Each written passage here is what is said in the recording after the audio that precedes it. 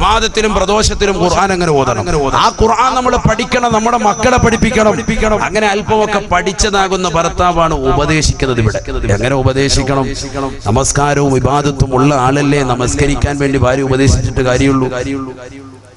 ഒരു പെണ്ണ് നിസ്കരിക്കുന്നില്ല, ഉപദേശിക്കാണ്, പെണ്ണിനോട് പറയാം നീ സുബഹി നിസ്കരിക്കണം കേട്ടോ, നീ സുബഹി നിസ്കരിക്കുന്നില്ല എന്ന് പറയുമ്പോ ആ ഭർത്താവ് സുബഹി പോലും നിസ്കരിക്കുന്നില്ല, ലോറും ഇല്ല അസറും ഇല്ല, ഒരു നമസ്കാരം ഇല്ലാത്തവന് പറയാൻ പറ്റൂല. അയാൾ നമസ്കാരമുള്ളവനായിരിക്കണം, ഭർത്താവ് നന്നായിരിക്കണം. ആദ്യത്തെ കണ്ടീഷൻ അതാണ്. അവനവൻ സ്വന്തം നന്നാവണം. സ്വന്തം നന്നായിട്ട് മറ്റുള്ളവരെ നന്നാക്കണം. എന്നാൽ അഹ്ലുസുന്നത്തി വൽ ജമാഅത്തിന്റെ ഉലമാക്കൾ വ്യക്തമാക്കുന്നു, ഒരു മനുഷ്യൻ അവന്റെ ജീവിതത്തിൽ കൊണ്ടുവന്നിട്ടില്ല എങ്കിലും മറ്റുള്ളവരോട് അതുകൊണ്ട് ഉപദേശിക്കാൻ പറ്റുമെന്ന് തന്നെയാണ് റാജിഹായ അഭിപ്രായം. പറ്റുമെന്ന് തന്നെയാണ് ഉലമാക്കൾ പഠിപ്പിച്ചത്.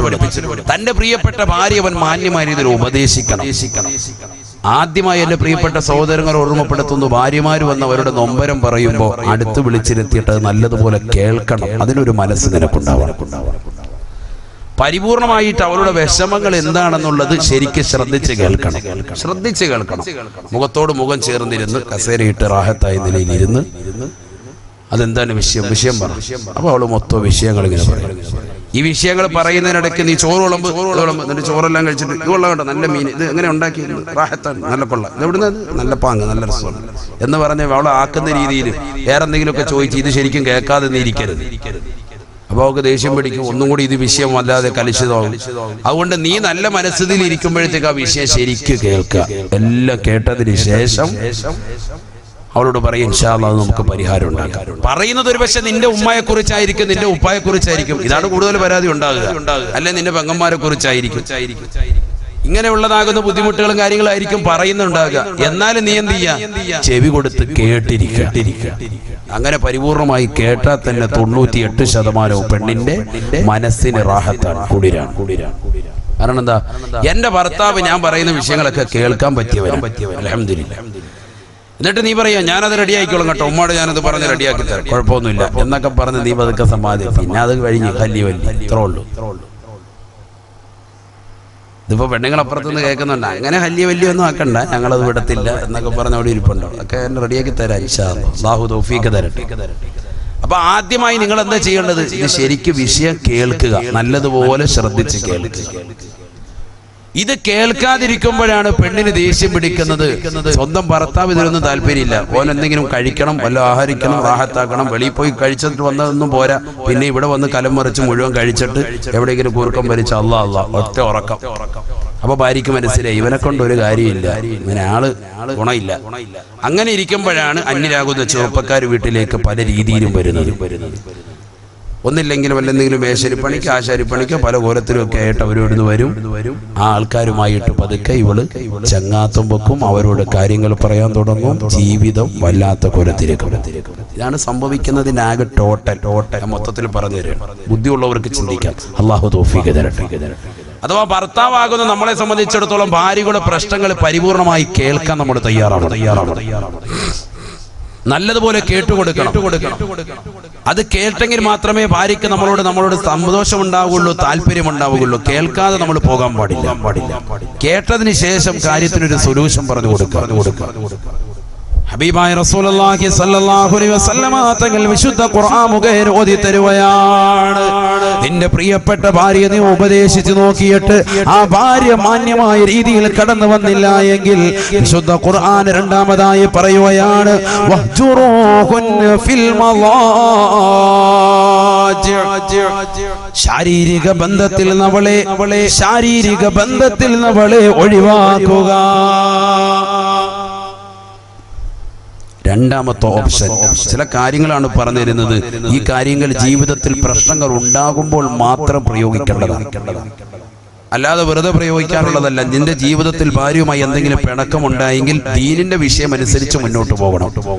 കാരണം വിശുദ്ധ ഖുർആനാണ് നിന്നോട് ഓർമ്മപ്പെടുത്തിയത് വിവാഹ ജീവിതത്തെ പറ്റി. വിശുദ്ധ റസൂൽ സല്ലല്ലാഹു അലൈഹി വസല്ലമ തങ്ങളാണ് വിവാഹ ജീവിതം കഴിച്ചുകൊണ്ട് എങ്ങനെയാണ് വിവാഹ ജീവിതം കൊണ്ടുപോകേണ്ടത് എന്ന് പ്രവാചകൻ പഠിപ്പിച്ചു തന്നിട്ടുണ്ട്.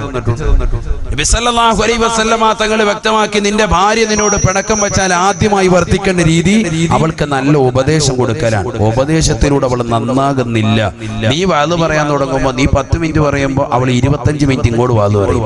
അങ്ങനത്തെ സൈസാണ് നിനക്ക് കിട്ടിയതെങ്കിൽ രണ്ടാമത്തെ ഓപ്ഷൻ വിശുദ്ധ ഖുർആൻ പറയാം. അപ്പോഴും ഖുർആൻ പഠിപ്പിച്ചേരെ എന്ത് വേണം? ഇതൊക്കെ ഖുർആനാണ്.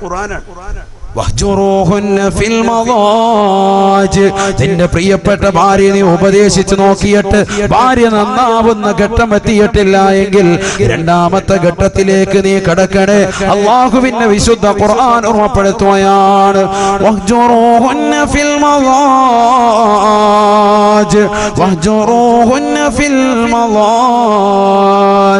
നിന്റെ പ്രിയപ്പെട്ട ഭാര്യയുമായിട്ടുള്ള ശാരീരിക ബന്ധത്തെ പരിപൂർണമായി വിലങ്ങണേ.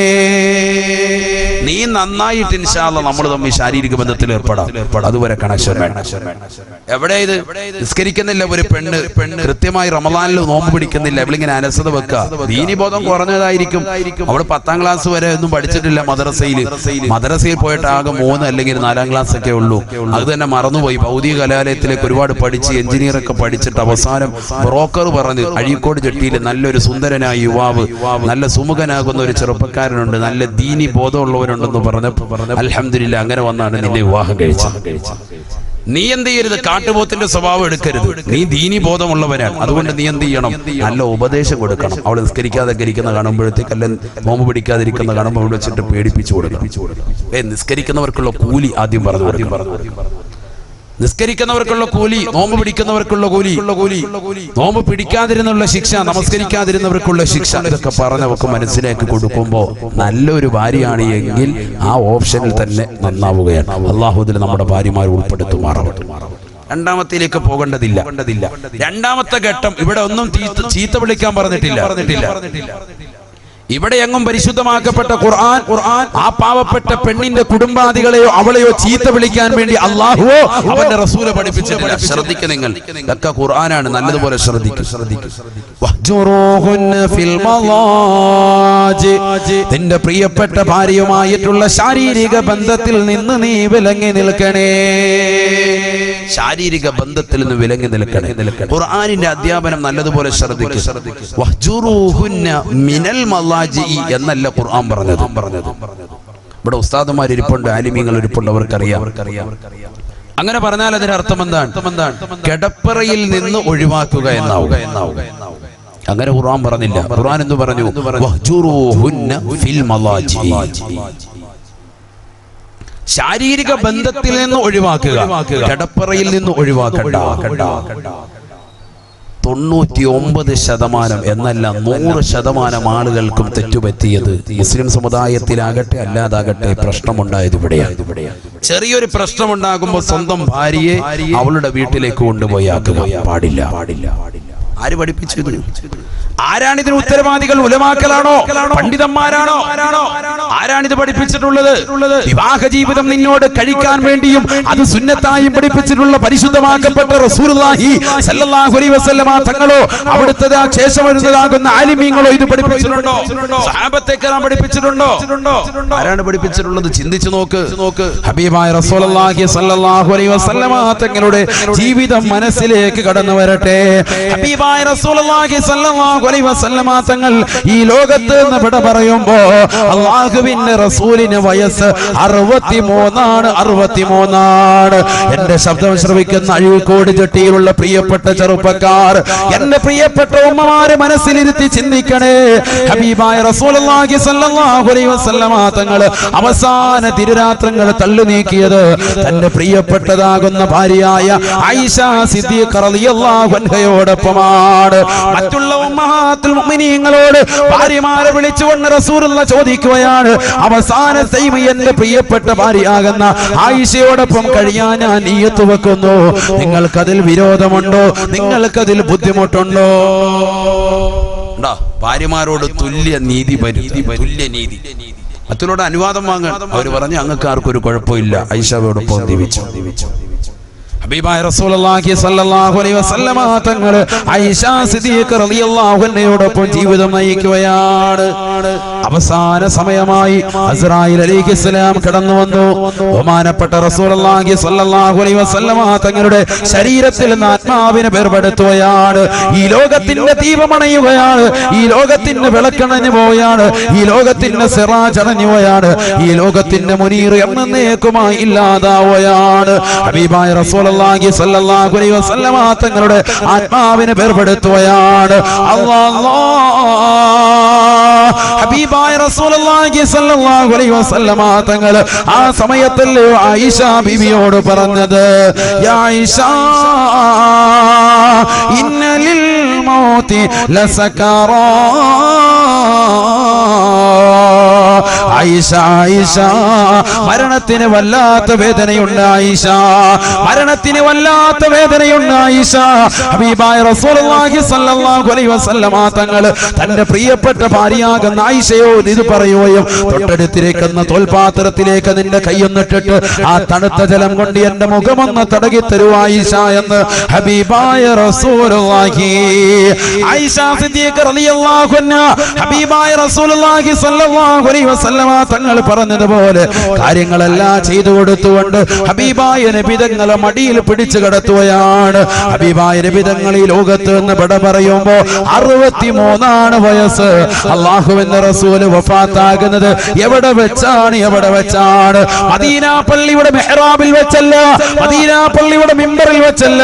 ഹബീബായ റസൂലുള്ളാഹി സ്വല്ലല്ലാഹു അലൈഹി വസല്ലമ തങ്ങളുടെ മിമ്പറിന്റെയും വീടിന്റെയും ഇടയിലുള്ളതാകുന്ന റൗദത്തും മിൻ റിയാദിൽ ചെന്നൈയിൽ വെച്ചല്ല, മറിച്ച് റസൂലുള്ളാഹി വഫാത്താകുന്നത് തന്റെ പ്രിയപ്പെട്ട ഭാര്യയുടെ മടിത്തട്ടിൽ തലവെച്ച് കിടന്നിട്ടാണ്. പഠിക്കണേ ചെറുപ്പക്കാരാ, പഠിക്കണേ പ്രിയപ്പെട്ട സഹോദര. ഇന്ന് വിവാഹ ജീവിതം കഴിഞ്ഞ് 10 കൊല്ലം കഴിയുമ്പോ നിന്റെ ഭാര്യ ഏത് റൂമിലാടനാ എന്ന് ചോദിക്കുമ്പോ തൊട്ടപ്പുറത്തെ റൂം കാണിച്ചു തരുകയാണ്. 50 വയസ്സുള്ള ഉപ്പമാര് എന്റെ ശബ്ദം ശ്രമിക്കുന്നുണ്ടാകും. കുമ്മന മുസ്താദ് ഖേദത്തോടുകൂടി ചോദിക്കട്ടെയോ, നിന്റെ പ്രിയപ്പെട്ടതാകുന്ന ഭാര്യ എവിടെയാണ് കിടക്കുന്നതെന്ന് ചോദിച്ചാ മറ്റൊരു റൂം കാണിച്ചു തരുകയല്ലയോ? കൂടെ കടത്താൻ നമുക്ക് സമയമില്ല. എവിടെയാണ് തെറ്റുപറ്റിയത്? ആർക്കാണ് തെറ്റുപറ്റിയത്? വിവാഹ ജീവിതം എന്ന് പറയുന്നത് കേവലം ലൈംഗിക ബന്ധം മാത്രമല്ല. അങ്ങനെ പഠിച്ചവർക്ക് തെറ്റിപ്പോയി. അങ്ങനെയാണെങ്കിൽ റസൂലുള്ളാഹി വഫാത്താകുമ്പോ എന്തിനാണ് അല്ലാഹുവിന്റെ റസൂൽ തന്റെ പ്രിയപ്പെട്ട ഭാര്യയുടെ മടിത്തട്ടിൽ തലവെച്ച് കിടക്കുന്നത്? അവിടെ ഒരു ശാരീരിക ബന്ധത്തിന് പ്രസക്തിയില്ലല്ലോ. അവസാന സമയം, ഈ ലോകത്തുനിന്ന് അവസാന ടൈം അസ്രായിൽ അലൈഹിസ്സലാം കടന്നു വന്നുകൊണ്ട് ആത്മാവിനെ വേർപെടുത്തുന്ന സമയത്ത് ലോകത്തിന്റെ നായകൻ തലവെച്ച് കിടക്കുന്നത് തന്റെ പ്രിയപ്പെട്ട ഭാര്യയാകുന്ന ആയിഷ സിദ്ദീഖ റളിയല്ലാഹു അൻഹയുടെ മടിത്തട്ടിലാണ്. ചിന്തിക്കണേ മുഅ്മിനേ, ചിന്തിക്കണേ ഉമ്മമാരെ. ഇവിടെ 5 കൊല്ലം കഴിഞ്ഞിട്ടേ ഉള്ളൂ. 2-3 മക്കളൊക്കെ ആയി, റാഹത്തായി ജീവിതം. അപ്പൊ ആസ്വാദനമൊക്കെ അറിഞ്ഞു കഴിഞ്ഞു. ഇനിയിപ്പോ ഒന്നും വേണ്ട. എപ്പുറത്തെ കട്ടിൽ അങ്ങോട്ട് തിരിഞ്ഞു നടന്നോ, നമ്മളിങ്ങോട്ട് 2 ദിവസം കഴിയുമ്പോഴത്തേക്ക് റൂമിൽ തന്നെ വേറൊരു കട്ടിൽ കൊണ്ടുവരിക. തേക്കിന്റെ ഈട്ടിയുടെ ഉള്ള കട്ടിലാണ് റാഹത്ത്. നീ ഇവിടെ കിടന്നാൽ മതി കേട്ടോ, നമ്മളിപ്പുറത്ത് മാറി കിടക്കുക. എനിക്കല്ല കുറച്ച് ഉറങ്ങണം. കൂർക്കം വലിച്ച് വയറൊക്കെ ചാടി റാഹത്തായി ഇനി ഉറക്കം. അവസാനം ഉറങ്ങി ഇവള് മറ്റൊരുത്തന്റെ വീട്ടിൽ പോയി കിടന്നു ഉറങ്ങും. സോക്കേട് കയറും. അപ്പൊ ഓടി വരും, ഉസ്താദേ അല്ലാഹുവേ ഖുർആൻ ആയത്ത് ഹദീസ്. അവള് പിഴച്ചു പോയി. ഇവിടെ ആരാ കുഴപ്പം കാണിച്ചു? എടാ 90 അല്ല 100 വയസ്സ് നിനക്കെത്തിയാലും നിന്റെ പ്രിയപ്പെട്ട ഭാര്യയെ മറ്റൊരു റൂമിലേക്ക് മാറ്റിക്കിടത്താൻ പരിശുദ്ധ ശരീഅത്തുൽ ഇസ്ലാം അനുവദിച്ചിട്ടില്ല. 100 വയസ്സെത്തിയാലും നിനക്ക് ശരീരത്തിന് ബലശയൊക്കെയാണ്, ഒരു ഇതുമില്ല, റാഹത്തുമില്ല ഇതിനോടൊന്നും. പക്ഷെ എങ്കിൽ പിന്നെ ഭാര്യ ഇവിടെ കിടത്തണം, നിന്റെ അടുത്ത് തന്നെ കിടത്തണം. അല്ലാഹുവിന്റെ റസൂൽ സല്ലല്ലാഹു അലൈഹി വസല്ലം തങ്ങൾ എത്രാമത്തെ വയസ്സിൽ മരിക്കുന്നു? ഈ ലോകത്തുനിന്ന് ഇവിടെ പറയുന്നു വഫാത്താകുന്നു 63ാമത്തെ വയസ്സിൽ. പ്രവാചകൻ ആരുടെ മടിത്തട്ടിൽ തലവെച്ച് കിടക്കുന്നു? ആയിഷ സിദ്ദീഖ റളിയല്ലാഹു അൻഹയുടെ. ചിന്തിക്കുന്നില്ല എന്താ റസൂലുള്ളാഹിക്ക് വേറെ ധാരാളം ഇല്ലാണ്ടാണ്? എന്താ ചിന്തിക്കാത്തത്? ഇത് കുടുംബജീവിതം പഠിപ്പിക്കുകയാണ്. ഇത് കുടുംബജീവിതത്തിന്റെ ഏറ്റവും വലിയ മകുടോദാഹരണം അഷ്റഫുൽ ഖൽഖ് മുഹമ്മദ് മുസ്തഫ സല്ലല്ലാഹു അലൈഹി വസല്ലം 10-15 വർഷം കഴിഞ്ഞതാകുന്ന വിവാഹ ജീവിതം കഴിച്ച ചെറുപ്പക്കാരോട് ചോദിക്കട്ടെ, നിന്റെ ഭാര്യ എവിടെയാ?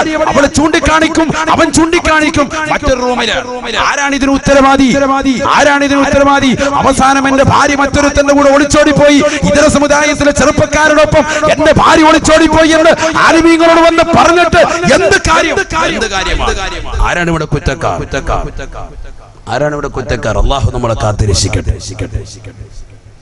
ആലപ്പുഴയിൽ കായംകുളം എന്ന് പറയുന്ന പ്രദേശത്ത്, ഞാൻ പേര് പറയുന്ന ഒരു മുസ്ലിം സഹോദരി പത്രമാധ്യമങ്ങളിലൂടെ വന്നതാണ്. കറ്റാനം എന്ന് പറയുന്ന പ്രദേശത്ത് ഒരു മുസ്ലിം സഹോദരി 43 വയസ്സുണ്ട് പെണ്ണിന് 43 വയസ്സുള്ള പെണ്ണാണ്. മലപ്പുറം ജില്ലയിലെ ഇതര സമുദായത്തിൽ ഒരു സഹോദരന് ഫോണിലുമായി ബന്ധം സ്ഥാപിച്ചു. സ്വന്തം ഭർത്താവ് പിണങ്ങി കഴിയാൻ തുടങ്ങിയിട്ട് കേവലം 3 വർഷമായിട്ടുള്ളൂ. എവിടെ? തൊട്ടപ്പുറത്ത് റൂമിൽ തന്നെ ഉണ്ട് ആള്. വീട്ടിലൊരു മേശപ്പുറമുണ്ട്. ആ മേശപ്പുറത്ത് പകലന്തിയോളം പാടത്തും പറമ്പത്തും പണിയെടുത്തിട്ട് കിട്ടുന്ന പണം കൊണ്ടുകൊണ്ട് അതിൽ നിന്ന് അരി വാങ്ങിയിട്ട് ആ അരി കൊണ്ടുവന്ന് ആ മേശപ്പുറത്ത് വെക്കും. കൃത്യം 3 നേരം സമയമാകുമ്പോഴത്തേക്കും മീനും ആഹാരം കൊണ്ടുവന്ന് ആ മേശപ്പുറത്ത് നിന്ന് എടുത്ത് ഭാര്യ നേരെ കൃത്യം സമയത്ത് തന്നെ ആഹാരം കൊണ്ടുവന്ന് അതിന്റെ മുകളിൽ വിളമ്പി വെക്കും. അങ്ങനെ ബന്ധം, ആ ഒരു ബന്ധം മാത്രമേ ഉള്ളൂ. വേറെ വർത്തമാനമൊന്നുമില്ല. തുണി അലക്കാനുള്ളതും ആ മേശപ്പുറത്ത് കൊണ്ട് വെക്കും. ഈ ഭാര്യ തന്നെ അലക്കി അവിടെ തന്നെ കൊണ്ടുവന്ന് വെക്കും. എല്ലാത്തിനും വർത്തമാനം പറയാൻ ഒരു മേശപ്പുറം. ഇങ്ങനെ എത്ര കുടുംബങ്ങളാണ്, ഞാൻ വെറുതെ പറയല്ല, ഇങ്ങനെ എത്ര കുടുംബങ്ങൾ നമുക്കിടയിൽ തന്നെയുണ്ട്. അള്ളാഹു കാത്തിരക്ഷിക്കട്ടെ. സ്വന്തം വാപ്പയോട് ഉമ്മയോട് അല്ലെങ്കിൽ സ്വന്തം സഹോദരങ്ങൾക്കിടയിൽ അല്ലെങ്കിൽ സ്വന്തം സഹോദര സഹോദരിമാർക്കിടയിൽ ഇത്തരത്തിൽ മതിലുകൾ തീർക്കുന്നതാരാണ്? അള്ളാഹു നമ്മളെ കാത്തിരക്ഷിക്കുമാറാവട്ടെ. നാളെ മരിക്കുമെന്നുള്ള ചിന്തയില്ലേ? 3 ദിവസത്തിൽ നിങ്ങൾ പരസ്പരം സലാം പറയാതെ മാറി നിന്നാൽ നിങ്ങൾക്കിടയിൽ കാരുണ്യത്തിന്റെ മലക്കുകൾ കടന്നു വരൂല എന്ന് മുഹമ്മദ് റസൂലുള്ളാഹി. അള്ളാഹു കാത്തിരക്ഷിക്കുമാറാവട്ടെ. ആരാണ് ഇവിടെ പ്രശ്നക്കാർ? നമ്മൾ തന്നെ. നമ്മൾ ദീൻ പഠിക്കുന്നില്ല. പഠിക്കുന്ന ദീൻ ജീവിതത്തിൽ കൊണ്ടുവരുന്നില്ല. അവിടെയാണ് പ്രശ്നം. അള്ളാഹു നമ്മളെ സാലിഹ്യം ഉൾപ്പെടുത്തുമാറാവട്ടെ. അവസാനം എന്ത് സംഭവിച്ചു? പരിശുദ്ധ റമദാനിൽ 27-ാം രാവിൽ സ്വന്തം ഭർത്താവാകുന്ന ഈ പാവപ്പെട്ട 53 വയസ്സുള്ളതാകുന്ന ഭർത്താവ് ഭാര്യയുടെ അടുക്കൽ നിന്ന് നേരെ പള്ളിയിൽ പോയി ഏത്തിക്കാഫിനെ നിയ്യത്ത് വെച്ചുകൊണ്ട് റമദാനിൽ പാതിരാത്രി സമയത്ത് ഉസ്താദ് ചൊല്ലിക്കൊടുത്ത തൗബയേത്ത് ചൊല്ലി പൊട്ടിക്കരഞ്ഞുകൊണ്ട് ഭാര്യയ്ക്ക് വേണ്ടി കുടുംബത്തിന് വേണ്ടി ദുആ ചെയ്തുകൊണ്ടിരിക്കുമ്പോ അതേ റമദാനിന്റെ 27-ാം രാവിൽ തന്നെ ആ പെണ്ണ് മലപ്പുറം ജില്ലയിലെ ഇതര സമുദായത്തിലെ സഹോദരനെ ഫോൺ വിളിച്ചുകൊണ്ട് വരുത്തുകയാണ്. കായംകുളം എന്ന് പറയുന്ന ആലപ്പുഴ ജില്ലയിലെ കറ്റാനം എന്ന് പറയുന്ന കുഗ്രാമത്തിലേക്ക് ആ വീടിന്റെ പിന്നാമ്പുറത്ത്, ഓലമേഞ്ഞ വീടിന്റെ പിന്നാമ്പുറത്ത് വന്ന് കൃത്യമായി വന്നുകൊണ്ട് കൈ വന്ന് മുട്ടി അദ്ദേഹം വിളിക്കണമെങ്കിൽ എത്രത്തോളം വീടിനെ കുറിച്ച്, പരിസരത്തെ കുറിച്ച്, പരിസരവാസികളെ കുറിച്ച്, പരിസരത്തുള്ള ആളുകൾ ഉറങ്ങുന്ന സമയം വരെ കൃത്യമായി അളന്നു മുറിച്ച് ആ പെണ്ണ് വ്യക്തമായി കൊടുത്തിട്ടുണ്ട്. 2 മണിയായപ്പോ വന്ന് മുട്ടാൻ മുസ്ലിം സഹോദരനല്ല, ഇതര സമുദായത്തിലെ സഹോദരൻ. ആ സഹോദരൻ വന്ന് വീട്ടുപടിക്കം മുട്ടി. വീട് തുറക്കപ്പെട്ടു. 2 പേരും നൂലിന് ബന്ധം പോലുമില്ലാതെ ശാരീരിക ബന്ധത്തിൽ ഏർപ്പെട്ടു. 4 മണി സമയമായപ്പോ ഭർത്താവ് വന്നു. അദ്ദേഹം വന്നിട്ട് പറഞ്ഞു, ഇടയത്താഴം കഴിക്കാൻ. അത്താഴം എന്താ ഇവിടെ പറയാ? ഇടയത്താഴം തന്നെ. ഇടയത്താഴം കഴിക്കാൻ അദ്ദേഹം വന്നു. വിളമ്പി വെച്ച ആഹാരം അദ്ദേഹം കഴിക്കുമ്പോ ഒരു പ്ലേറ്റിൽ നിറച്ച് ചോറും മീൻകറിയും ഒക്കെ ആയിട്ട് കിടപ്പ് റൂമിലേക്ക് പെണ്ണു പോകുന്നു. ചോദിച്ചു, എന്തിനാടി? പറഞ്ഞു, എനിക്ക് ഇടത്താഴം കഴിക്കാനാണ്. നീ ഇച്ചിരി അവിടെ നിന്ന് കഴിക്കുന്ന പോലെ എനിക്ക് തോന്നുന്നു. ഇല്ല, ഞാൻ കഴിച്ചില്ല.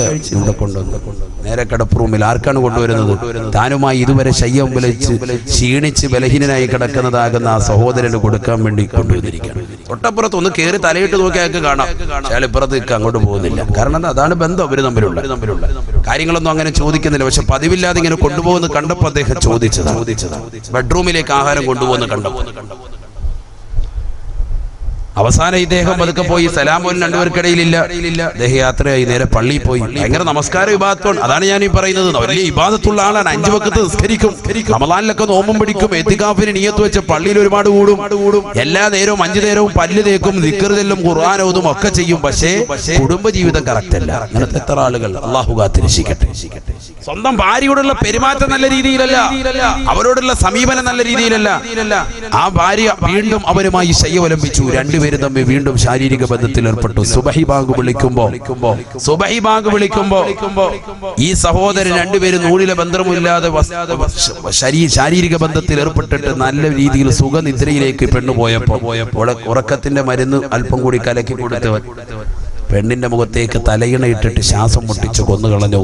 കാതിലും കയ്യിലും കാലിലും കിടന്ന പാദസരങ്ങളും സ്വർണ്ണനാടെല്ലാം എടുത്ത് ആ രാത്രിക്ക് തന്നെ സുബഹിക്ക് തന്നെ ഇവൻ സ്ഥലം കാലിയാക്കി മലപ്പുറത്തേക്ക് തിരിച്ചു പോകുന്നു. ഇതിപ്പോ നടന്നിട്ട് 3 കൊല്ലമായിട്ടുള്ളൂ. 3 കൊല്ലം. 2013 ലാസ്റ്റ്. അവസാനം എന്തുണ്ടായി? രാവിലെ 9 മണിയായപ്പോൾ ഇദ്ദേഹം ജോലിയൊക്കെ കഴിഞ്ഞു, കൂലിപ്പണിയൊക്കെ ഏകദേശം കഴിഞ്ഞു, ടൗൺ പരിസരത്ത് കൂലിപ്പണിയൊക്കെ എടുത്തു. അദ്ദേഹം വീട്ടിൽ വന്ന് നോക്കി. സാധാരണഗതിയിൽ ഇവിടെ ഇറങ്ങുന്ന തുണി അലക്കുന്ന ടൈമാണത്, അവിടെ എങ്ങും കാണുന്നില്ല.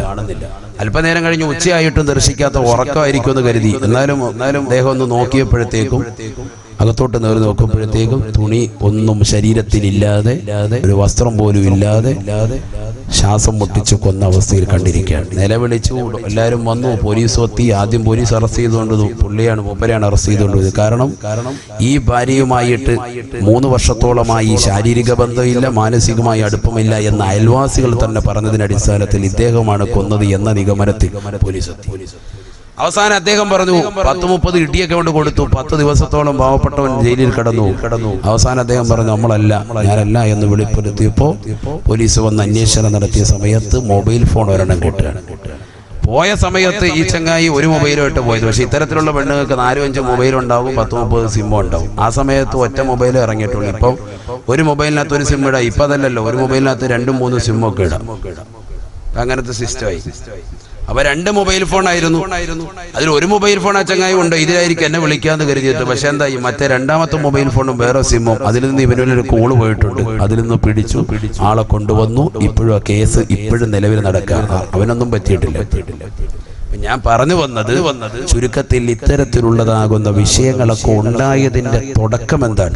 അതാണ് ഞാൻ പറഞ്ഞത്. ഞാനൊരു വിഷയം പറയുമ്പോൾ ഞാൻ സാധാരണ ഇങ്ങനത്തെ വിഷയം പറയലില്ല. പറഞ്ഞത് എന്തുകൊണ്ടാണ്? ഇങ്ങനത്തെ വിഷയം ഉണ്ടാകുന്നതിന്റെ മർമ്മപ്രധാനമായ പ്രവർത്തനം ഭർത്താക്കന്മാരിലാണ്. അവര് ശ്രദ്ധിക്കാത്തത് കൊണ്ടാണ്. നമ്മൾ വിവാഹം ഏറ്റെടുത്തു കഴിഞ്ഞാൽ വലിയ ബാധ്യതയാണ്. അത് കറക്റ്റായിട്ട് പൂർത്തീകരിക്കണം. നല്ല രീതിയിൽ കൊണ്ടുപോയി പറ്റുള്ളൂ. ഹബീബായ റസൂലുള്ളാഹി സ്വല്ലല്ലാഹു അലൈഹി വസല്ലമ തങ്ങൾ വീണ്ടും ഓർമ്മപ്പെടുത്തുകയാണ്, നിന്റെ പ്രിയപ്പെട്ട ഭാര്യ നിന്നോട് പിണങ്ങിക്കഴിഞ്ഞാൽ, ആ ഭാര്യ നിന്നോട് മോശപ്പെട്ടതാകുന്ന രീതിയിൽ പ്രവർത്തിക്കാൻ തുടങ്ങിയാൽ ആ ഭാര്യയെ നീ ഉപദേശിക്കണേ. അത് നിനക്ക് ശരിയായ രീതിയിൽ കൊണ്ടുപോകാൻ കഴിയുന്നില്ലെന്ന് തോന്നുമ്പോ, ഉപദേശം കൊണ്ട് ഭാര്യ റെഡിയായില്ലെങ്കിൽ അല്ലാഹുവിന്റെ വിശുദ്ധ ഖുർആൻ ഓർമ്മപ്പെടുത്തുകയാണ്, ആ ഭാര്യയെ വഹ്ജുറൂഹുന്ന ഫിൽ അവളുമായിട്ടുള്ള ശാരീരിക ബന്ധത്തെ വിച്ഛേദിക്കണേ. എങ്ങനെ വിച്ഛേദിക്കണം? ഒരേ കിടക്കയിൽ കിടത്തിക്കൊണ്ട് ബന്ധം വേണ്ട എന്ന് പറയണം. റൂമിന് വെളിയിൽ ഇടാൻ പാടില്ല. അവിടെയാണ് ഞാൻ പറയുന്നത്. റൂമിന് വെളിയിട്ടാൽ ടാറ്റ ബൈ ബൈ എന്ന് കേൾക്കാം. ഏതെങ്കിലും ഒരുത്തന്റെ കൂടെ പോകുന്നു. നിങ്ങൾ വെളിയിൽ ഇറക്കാൻ വേണ്ടി കാത്തിരിക്കായിരുന്നു കാക്ക, സലാം അലൈക്കും, നേരെ പോകും. അതുകൊണ്ട് റൂമിന് വെളിയിലിടണ്ട. ഇത് രണ്ടും ചെയ്തിട്ടും എന്റെ ഭാര്യ ഉസ്താദെ റെഡിയാകുന്നില്ല എങ്കിൽ 3ാമത്തത് വിശുദ്ധ ഖുർആൻ. ഇതൊക്കെ ഖുർആനാണ് ഞാനീ പറയുന്നത്. ഞാനൊരു ക്ലാസ് മോഡലാണ് കൊണ്ടുപോകുന്നത്. കാരണം ഈ വിഷയം അങ്ങനത്തെയാണ്. ഈ വിഷയം ആ രീതിയിലാണ്.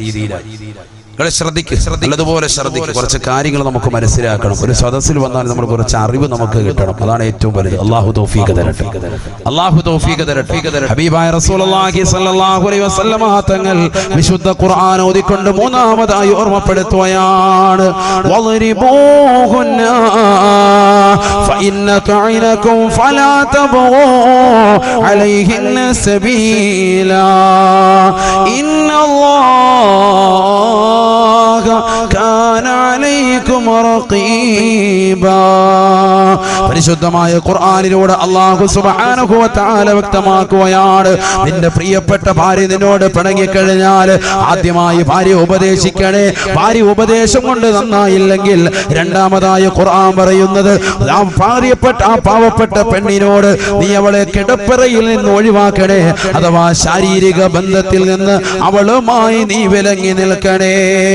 എന്നിട്ടും എന്റെ പ്രിയപ്പെട്ട ഉസ്താദേ, ഭാര്യ എന്നോട് നല്ല രീതിയിൽ വർത്തിക്കുന്നില്ല എന്നാണ് നിനക്ക് കമന്റെങ്കിൽ, അല്ലാഹുവിന്റെ റസൂൽ സല്ലല്ലാഹു അലൈഹി വസല്ലമ തങ്ങൾ ഉമർ ഇബ്നുൽ ഖത്താബ് തങ്ങളോട് പറയുകയാണ്, വളിരിബൂഹുന്ന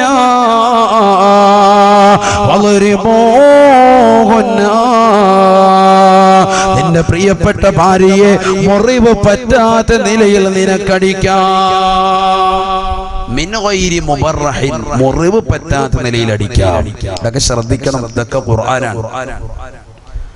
ഖുർആൻ അനുസരിച്ചുള്ള ജീവിതം നയിക്കാനാണ് നമ്മൾ ശ്രദ്ധിക്കേണ്ടത്. നമ്മുടെ ജീവിതം എങ്ങനെ ത്വലാഖിൽ നിന്ന് വഴിമാറ്റാം, അതാണ് നമ്മുടെ ശ്രദ്ധ. ത്വലാഖ് കളിതമാശയായിട്ട് എടുക്കാൻ പാടില്ല.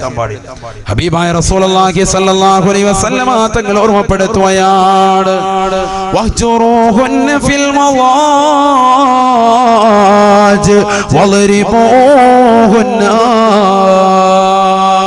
എന്റെ പ്രിയപ്പെട്ട ഭാര്യയെ നീ ശാരീരിക ബന്ധത്തിൽ നിന്ന് വേർപെടുത്തിയിട്ട് പോലും അവൾ നന്നാവുന്ന ഘട്ടത്തിലേക്ക് വരുന്നില്ല എങ്കിൽ അവളെ മുറിവ് പറ്റാത്ത നിലയിൽ അടിക്കൽ നിനക്ക് അനുവദനീയമത്രേ.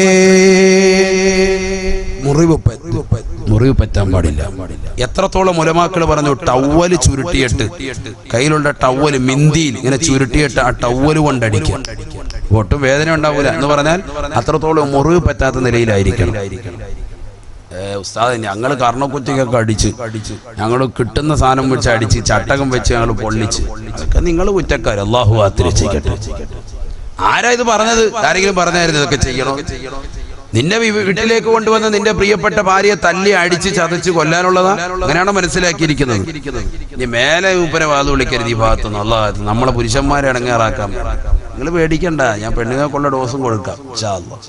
അല്ലാഹു തൗഫീഖ് തരട്ടെ. ചിലർക്കിത് കേൾക്കുമ്പോൾ അല്ലാത്ത വിഷമോ, ഉസ്താദ് ഞങ്ങളെ നെഞ്ചത്ത് ഇങ്ങനെ കുത്താതെ കടാര കുത്തി ഇറക്കുന്നത് പോലെ എനിക്ക് തോന്നുന്നു. നിങ്ങൾ വിഷമിക്കേണ്ടത് ഇത് കഴിയുമ്പോൾ പറഞ്ഞാൽ പോരെ, ഇൻഷാ അല്ലാഹ്. പോരെ? പറയണോ വേണ്ടേ? പറയണോ? എന്നാലും വേണ്ട ഉസ്താദ് എന്ന് പറയുന്നില്ല. റാഫി ഉറക്കെ പറയണോ ഉസ്താദ്? അള്ളാഹു നമ്മുടെ സാലിഹ്യം ഉൾപ്പെടുത്തുമാറാവട്ടെ. കുറച്ച് കാര്യങ്ങൾ കേൾക്കണം. ഞാൻ അങ്ങോട്ട് വിഷയത്തിലേക്ക് വന്നിട്ടില്ല. നല്ലതുപോലെ ശ്രദ്ധിക്കണം. അള്ളാഹു സ്വീകരിക്കട്ടെ, അള്ളാഹു കബൂലാക്കട്ടെ. നിന്റെ പ്രിയപ്പെട്ട ഭാര്യയെ നിനക്ക് അടിക്കൽ അനുവദനീയമാണ്.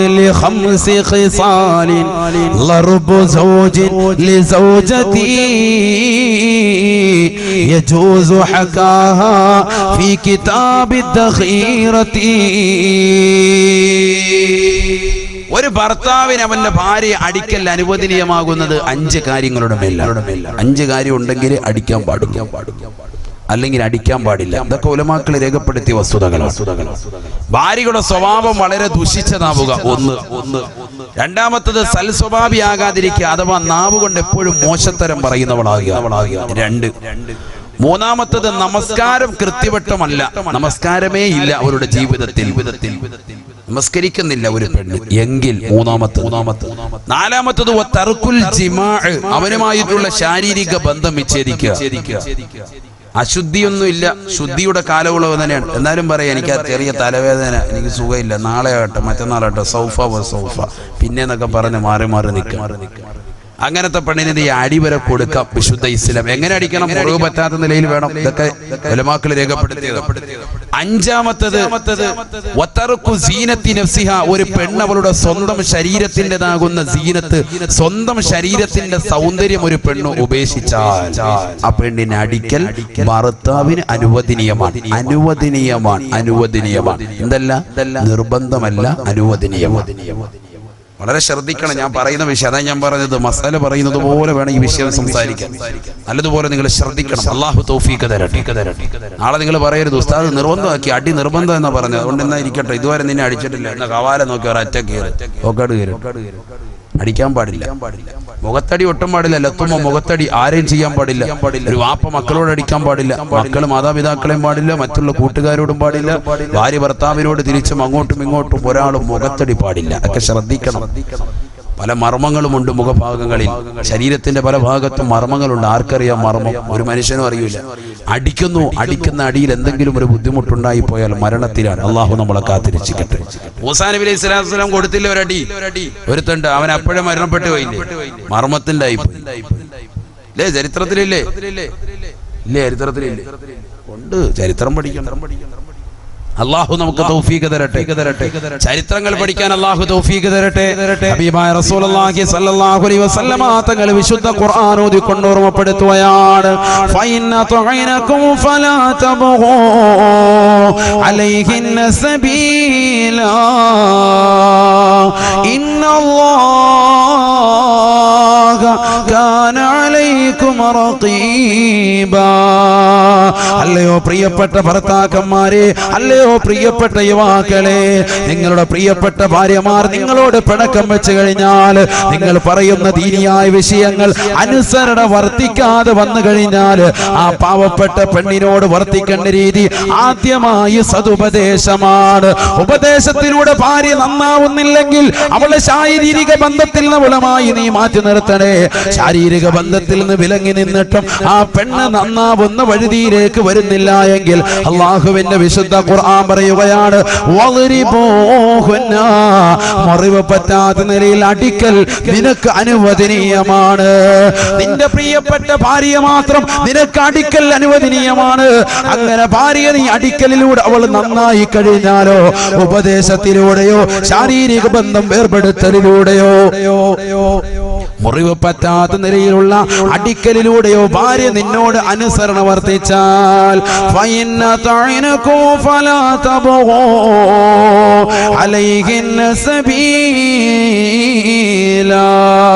പിന്നെ ഒരു നിലയ്ക്കുള്ള അക്രമപരമാകുന്ന പ്രവർത്തനത്തിലേക്കും നീ എടുത്ത് ചാടാൻ പാടില്ല.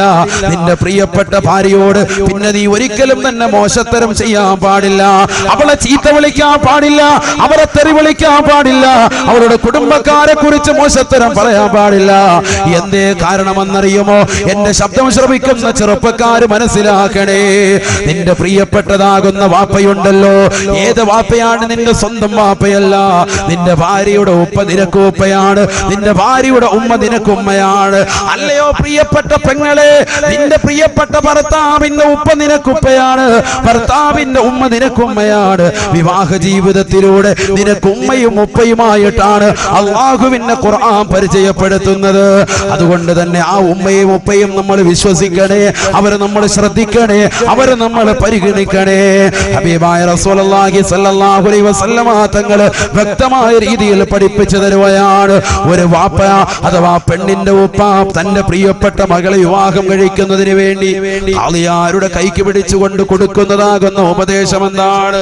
തന്റെ മരുമകനാകാൻ പോകുന്ന ചെറുപ്പക്കാരന്റെ കൈക്ക് പിടിച്ചുകൊണ്ട് ഒരു വാപ്പ കൊടുക്കുന്ന നിർദ്ദേശം എന്താണ്? ചിന്തിച്ചിട്ടുണ്ടോ ചെറുപ്പക്കാരാ? ചിന്തിച്ചിട്ടുണ്ടോ? ഒരു വാപ്പ നൽകുന്ന നിർദ്ദേശം എന്താ? വാപ്പ നൽകുന്ന ബൈഅത്ത് എന്താ? വാപ്പ നൽകുന്ന കരാർ എന്താ? ഏതെങ്കിലും ഉപ്പമാര് ചിന്തിച്ചിട്ടുണ്ടോ? മക്കളെ വിവാഹം കഴിച്ചയച്ച ഒരുപാട് ആളുകൾ ഉണ്ടാകും, ഇല്ലെങ്കിൽ വിവാഹം കഴിപ്പിക്കാൻ പോകുന്ന സഹോദരങ്ങൾ ഉണ്ടാകും. സാധുക്കളാകുന്ന യുവതികളെ വിവാഹം കഴിപ്പിച്ചു വിട്ടതാകുന്ന ആളുകൾ എന്റെ മുന്നിലുണ്ടാകും, സംഘടനകൾ ഉണ്ടാകും. ചിന്തിച്ചു നോക്ക്, ഒരു പെണ്ണിന് വിവാഹം കഴിപ്പിച്ചയക്കുമ്പോ ആ പെണ്ണിന്റെ രക്ഷകർത്താവ് ഉപ്പ കൊടുക്കുന്നതാകുന്ന നിർദ്ദേശം എന്താണ്? ആ ചെറുക്കനോട് കൊടുക്കുന്ന ഉപദേശം. കൈക്ക് പിടിക്കും, കാതിയാല് കൈക്ക് പിടിക്കും, പിടിച്ചിട്ട് എന്ത് ചെയ്യും? പറഞ്ഞു കൊടുക്കാൻ പറയും പെണ്ണിന്റെ വാപ്പ. അഊദു ബില്ലാഹി മിനശ് ശൈത്വാനിർ റജീം. ബിസ്മില്ലാഹിർ റഹ്മാനിർ റഹീം. അൽഹംദുലില്ലാഹി റബ്ബിൽ ആലമീൻ. അല്ലാഹുമ്മ സ്വല്ലി വസല്ലിം വബാരിക് അലാ സയ്യിദിനാ മുഹമ്മദിൻ വഅലാ ആലി സയ്യിദിനാ വമൗലാനാ മുഹമ്മദ്. രണ്ടുപേരെ കൊണ്ട് ചെല്ലിച്ചിട്ട് പറയും, നിങ്ങൾ പറഞ്ഞു കൊടുക്കും. വാപ്പാട് പറയാണ്, പെണ്ണിന്റെ വാപ്പായോട് പറഞ്ഞു കൊടുക്കുക. പെണ്ണിന്റെ വാപ്പ ആ ചെറുക്കന്റെ കൈക്ക് പിടിച്ചിട്ട് കൊടുക്കുന്ന ഒരു കരാറ് അറിഞ്ഞിരുന്നുവെങ്കിൽ, അതിന്റെ അർത്ഥം മനസ്സിലാക്കിയിരുന്നെങ്കിൽ ഒരൊറ്റ ചെറുക്കനും അവന്റെ ഭാര്യ ഉപേക്ഷിക്കൂല. ഇനി അഥവാ ഉപേക്ഷിക്കേണ്ട ഘട്ടം വന്നാൽ മാന്യമായ രീതിയിലല്ലാതെ ഉപേക്ഷിക്കൂല. അതാണ് പറയുന്നത്. വാപ്പ പറയാണ്, അത് കരഞ്ഞുകൊണ്ടല്ലാതെ ഒരു വാപ്പയ്ക്ക് അതിന്റെ അർത്ഥം മനസ്സിലാക്കാൻ പറ്റില്ല. എന്താണത്?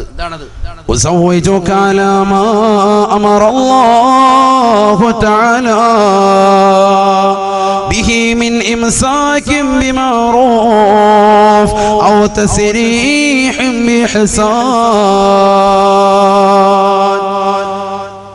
തന്റെ പ്രിയപ്പെട്ട മരുമകനാകാൻ പോകുന്ന ചെറുപ്പക്കാരന്റെ കൈക്ക് പിടിച്ചുകൊണ്ട് വാപ്പ കൊടുക്കുന്ന ഉപദേശമാണ്, വാപ്പ കൊടുക്കുന്ന നിർദ്ദേശമാണ്.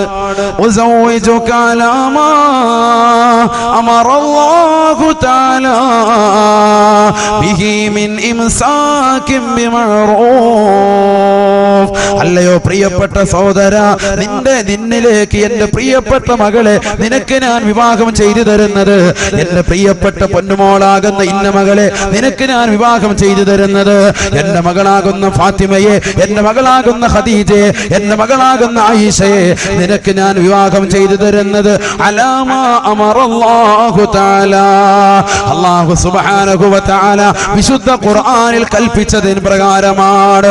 എങ്ങനെയാണ് അല്ലാഹു കൽപ്പിച്ചത് മിൻ ഇംസാകിൻ ബിമഅറൂഫ്, മിൻ ഇംസാകിൻ ബിമഅറൂഫ്. ഒന്നില്ലെങ്കിൽ നിന്റെ പ്രിയപ്പെട്ടതാകുന്ന ഭാര്യയാകുന്ന എന്റെ പ്രിയപ്പെട്ട മകളെ നീ നല്ല രീതിയിൽ പോറ്റി വളർത്തണേ. അവൾക്ക് നീ വസ്ത്രം നൽകണേ, അവർക്ക് നീ പാർപ്പിട സൗകര്യം കൊടുക്കണേ, അവൾക്ക് നീ നല്ല ഭക്ഷണം കൊടുക്കണേ, മാന്യമായ രീതിയിൽ അവളെ നീ പോറ്റി പുലർത്തണേ. എന്റെ വീട്ടിൽ സ്ഥലമില്ലാഞ്ഞിട്ടല്ല, എന്റെ വീട്ടിൽ കിടക്കാടമില്ലാഞ്ഞിട്ടല്ല, എന്റെ വീട്ടിൽ അവൾക്കുള്ള സ്ഥാനം കുറഞ്ഞു പോയതിന്റെ പേരിലല്ല, എന്റെ വീട്ടിൽ ഒരധിക പറ്റായിട്ടല്ല നിന്നിലേക്ക് ഞാൻ ഏൽപ്പിക്കുന്നത്. മറിച്ച് എന്റെ പ്രിയപ്പെട്ട പൊന്നുമോൾക്ക് പ്രായപൂർത്തിയെത്തി, അവൾക്ക് നല്ല ഒരു ഇണ വേണം, നല്ല ഒരു തുണ വേണം. അതിനുവേണ്ടി അള്ളാഹുവിന്റെ റസൂല് പറഞ്ഞതിന് പ്രകാരം ഒരു സാലിഹാകുന്ന കുട്ടിയുടെ കൈയാകുന്ന നിന്നിലേക്ക് ഇതാ എന്റെ പ്രിയപ്പെട്ട മകളെ പിടിച്ചേൽപ്പിക്കുകയാണ്.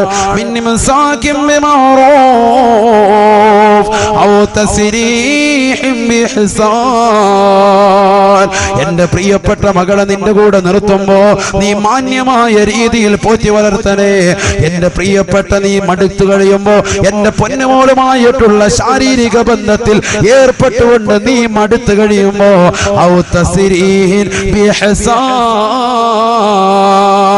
എന്റെ പ്രിയപ്പെട്ട പൊന്നുമോളുമായിട്ട് ശാരീരിക ബന്ധത്തിൽ ഏർപ്പെട്ടിട്ട് 4-5 മക്കളാകും ആ പെണ്ണുമോളെ നീ കൊണ്ടുപോയി കയറിൽ കെട്ടി തൂക്കി കൊല്ലരുതേ. അവളെ റെയിൽവേ ട്രാക്കിലേക്ക് വലിച്ചെറിയരുതേ. അവളെ കടലിന്റെ തീരത്ത് കൊണ്ടുപോയി കടലിലേക്ക് കഴുത്തിറക്കി മുക്കി കൊല്ലരുതേ. അവളെ മോശപ്പെട്ട തലത്തിലേക്ക് കൊണ്ടുപോയി നീ വലിച്ചെറിയരുതേ. എന്റെ പ്രിയപ്പെട്ട പൊന്നുമോളെ കൊണ്ടുപോയി കൊക്കയിലേക്ക് നീ വലിച്ചെറിയരുതേ. ആക്സിഡന്റിൽ പെട്ടെന്ന് വരുത്തി തീർത്തുകൊണ്ട് എന്റെ പ്രിയപ്പെട്ട പൊന്നുമോളെ നീ കൊന്നുകളയരുതേ. എന്റെ പ്രിയപ്പെട്ട ചോരയാണ് എന്റെ മകള്. ആ പാവപ്പെട്ട പൊന്നുമോളെ നിനക്ക് പോറ്റാൻ പറ്റാതെ കടന്നു വരുമ്പോ എന്റെ പൊന്നുമോളെ എനിക്ക് തന്നെ നീ തിരിച്ചു നൽകണേ, തിരിച്ചു നൽകണേ. ഒരു വാപ്പ പറയുന്ന വചനമാണ്. നിക്കാഹിന്റെ സദസ്സിൽ എല്ലാവരും സന്തോഷിച്ചിരിക്കുമ്പോ ഈറനണിഞ്ഞ കണ്ണീരോട് കൂടിയല്ലാതെ ഒരു വാപ്പയ്ക്ക് ഇത് പൂർത്തീകരിക്കാൻ കഴിയുമോ? താൻ ജീവിച്ചത് പൊന്നുമോൾക്ക് വേണ്ടിയല്ലയോ? അറബ് നാട്ടിൽ മാമലകൾ മുഴുവനും തന്റെ ജീവിതത്തിലേക്ക് കനക കൊട്ടാരമായിട്ട് തരട്ടെ എന്ന് സർവരും വിളിച്ചു ചോദിക്കുമ്പോ അതൊന്നും എനിക്ക് വേണ്ട എന്ന് പറഞ്ഞുകൊണ്ട് പരിത്യാഗത്തിന്റെ ആത്മീയ വലയം കാണിച്ചവനല്ലയോ നീ? നിന്റെ ജീവിതത്തിൽ എത്ര പ്രയാസങ്ങളാണ്, എത്ര നൊമ്പരങ്ങളാണ് ഉണ്ടായി തീർന്നത്, എത്രയെത്ര വിഷമങ്ങൾ നിന്റെ ജീവിതത്തിൽ ഉണ്ടായി. അറബിയുടെ ചാട്ടവാറടി കൊണ്ട് മരുഭൂമിയിൽ പൊരുവയിലത്ത് കഷ്ടപ്പെട്ടുണ്ടാക്കിയ പണം കൊണ്ട് തന്റെ പ്രിയപ്പെട്ട പൊന്നുമോള് 18 കഴിഞ്ഞ പൊന്നുമോളെ പറഞ്ഞേക്കുമ്പോ തന്റെ പ്രിയപ്പെട്ട ഉമ്മ അന്യന്റെ അടുക്കളയിൽ എച്ചിൽ പാത്രങ്ങൾ കഴുകിയിട്ട് അതിൽ നിന്ന് കിട്ടുന്ന നാണയത്തൊട്ട് കൊണ്ടുവന്ന് തന്റെ പ്രിയപ്പെട്ട പൊന്നുമോൾക്ക് വിദ്യാഭ്യാസം കൊടുത്ത് അവസാനം ആ പൊന്നുമോള് നല്ല ഒരു ചെറുപ്പക്കാരന്റെ കൈക്ക് പിടിച്ചിറക്കി വിടുമ്പോ ആ പൊന്നുമോളുടെ ഉപ്പയതാ ആ ചെറുപ്പക്കാരന്റെ കൈക്ക് പിടിച്ചു കൊടുക്കുന്ന ബൈഅത്താണ്. പഠിക്കണേ ചെറുപ്പക്കാരാ, ഉൾക്കൊള്ളണേ ചെറുപ്പക്കാരാ, അർത്ഥമറിയണേ ചെറുപ്പക്കാരാ.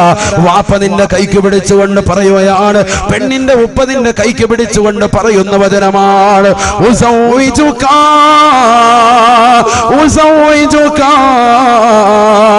അലാ മാ അമറല്ലാഹു തആല ബിഹി മിൻ ഇംസാകിൻ ബിമഅറൂഫ് ഔ തസ്രീഹ് ബിഇഹ്സാൻ. എന്റെ പ്രിയപ്പെട്ട പൊന്നുമോളെ നിന്റെ കൂടെ നിൽക്കുമ്പോ നീ മാന്യമായ രീതിയിൽ പോറ്റി വളർത്തണേ. അതല്ല നിനക്ക് മടുക്കുമ്പോ എന്റെ പ്രിയപ്പെട്ട പൊന്നുമോളെ കൊണ്ടുപോയി നീ വലിച്ചെറിയരുതേ, ചാക്കിൽ കെട്ടി കൊണ്ടുപോയി വെള്ളത്തിൽ താഴ്ത്തരുതേ. എന്റെ പൊന്നുമോളെ എനിക്ക് തന്നെ തിരിച്ചു തരണേ, ഒരു ജീവച്ഛവമായിട്ടെങ്കിലും ഈ വാപ്പയ്ക്ക് തന്നെ തിരിച്ചു തരണേ എന്ന് വാപ്പയുടെ വചനമെന്ന് ഹബീബായ റസൂലുള്ളാഹി. ഹദീസാണ് ഈ വാക്ക്. അല്ലാഹു തൗഫീഖ് തരട്ടെ.